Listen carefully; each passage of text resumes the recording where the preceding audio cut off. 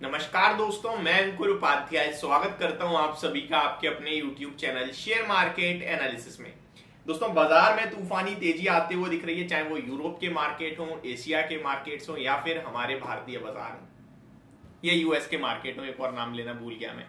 अब इस तेजी के पीछे का रीजन क्या है और इस तेजी पे कितना भरोसा करना चाहिए, सबसे बड़ा सवाल ये है।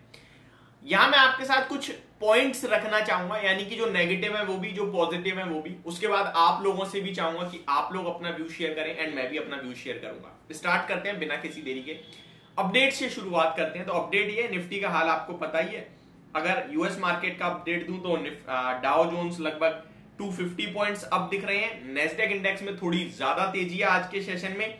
एंड आज बहुत इंपॉर्टेंट डे भी है, उसके बारे में भी बात करूंगा। पहले मैं आपके साथ शेयर कर दूं। नेस्डेक 0.86% अप है और डाउ जोन्स 0.7% अप है। S&P 500 में 1% के समथिंग की तेजी है। रसेल 2000 में 1.5% की तेजी है। हालांकि जब ओपन हुए थे तो थोड़ी ज्यादा तेजी थी, अब थोड़ी सी नीचे आ गए, मतलब थोड़ा प्रॉफिट बुकिंग का शिकार होते हुए दिख रहे हैं। देखते हैं, लेट्स सी मार्केट यहां से सेकंड हाफ में रिकवर करती है और तेजी पर पकड़ती है या फिर कहीं ना कहीं पूरे के पूरे गेन्स गिव अप कर देगी। अगर हम यूरोप के मार्केट्स की बात करें तो कंडीशन थोड़ी ज्यादा अच्छी दिखेगी। फिटसी 1.5% से ज्यादा तेज है।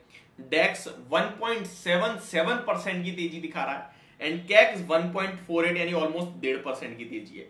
एशिया स्पेसिफिक बात करें तो शंघाई में लगभग आधे % का मूव था एंड हैंगसेंग 1.5% के समथिंग मूव देता हुआ दिखा। कॉस्पी फ्लैट टू पॉजिटिव आधे % के समथिंग। निकाई 1.5% नीचे है, तो जापान के मार्केट में गिरावट आते हुए दिख रही है। ये थोड़ा इंटरेस्टिंग है।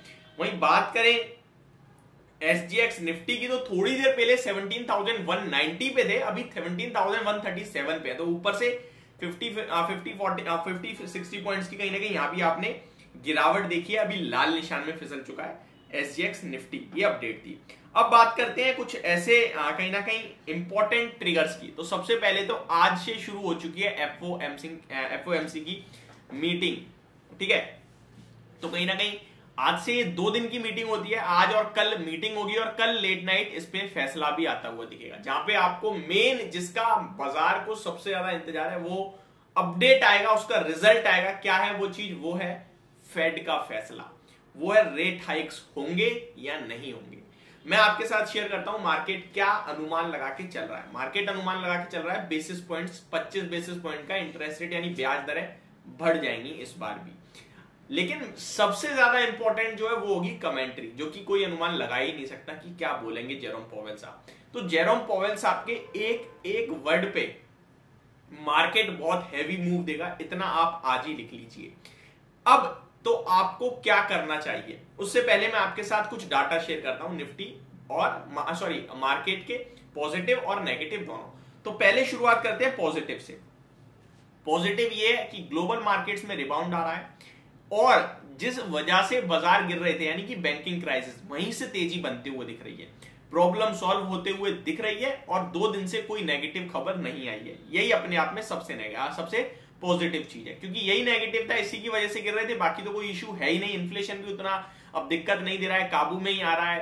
क्रूड ऑयल तो हमारे लिए तो बहुत ही अच्छी बात है, कच्चा तेल कंटिन्यू गिर रहा है, तो ये रिलीफ है, ठीक है। तो मे बी कल अगर कुछ पॉजिटिव मिला तो तेजी बन सकती है एक शानदार वाली। अब आते हैं नेगेटिव चीजों पे। तो नेगेटिव चीजें थोड़ी ज्यादा है। पहले FIIs की बिकवाली कहीं से कहीं तक रुकने का नाम नहीं ले रही है। अभी भी लगभग 1450 करोड़ की आज भी बिकवाली हुई है।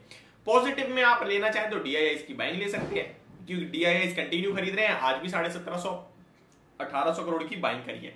तो FIIs तो कंटिन्यू बेच रहे हैं, ये नेगेटिव है, ये मानने का नाम नहीं ले रहे हैं। दूसरा नेगेटिव अगर आप देखना चाहो तो ट्रेंड नेगेटिव है, सेंटीमेंट्स बहुत ज्यादा नेगेटिव है। एज एन इन्वेस्टर आपका भी दिमाग कह रहा होगा अभी नहीं खरीदूंगा, अभी पैसा नहीं लगाऊंगा, और अगर आप लगाते भी होंगे तो तुरंत बेच देते होंगे जहां भी हल्की गिरावट दिखती है। तो सेंटीमेंट्स खराब है, यानी कि सेल ऑन राइज या फिर राइज होने के बाद अगर हल्की भी करेक्शन शुरू होती है तुरंत बेचते हैं मार्केट, भैया अब तो मार्केट गिरने वाला है। तो ये फियर फैक्टर प्ले हो चुका है। थर्ड थिंग जो आपको नेगेटिव देखने को इस समय मिल रही है वो डाटा म्यूचुअल फंड का, कि भाई कंटिन्यू जो SIP के अकाउंट्स हैं वो बंद हो रहे हैं। तो ये भी एक काफी बड़ा नेगेटिव पॉइंट है। एक और चीज जो मैं आपके साथ शेयर करना चाहता हूं, अगर बैंकिंग क्राइसिस को हम इतनी जल्दी सोचें कि शॉर्ट हो गया है तो ये गलत होगा। लगभग 125 बैंक अभी भी खतरे में है अमेरिका की। तो कब कौन सी क्या अपडेट आ जाए किसी को नहीं पता। अब ऐसे में क्या करें क्या ना करें, तो मेरे हिसाब से फेड का कल है कहीं ना कहीं रिजल्ट आएगा, एक तरीके से आप कह सकते हैं। तो इस रिजल्ट से पहले आपको कुछ नहीं करना चाहिए। देखिए मे बी 1.5% ऊपर चला जाए, अगर अच्छा है तो 1.5% नीचे चला जाए, इतना मिस हो जाएगा आपसे, इससे ज्यादा कुछ मिस नहीं होगा।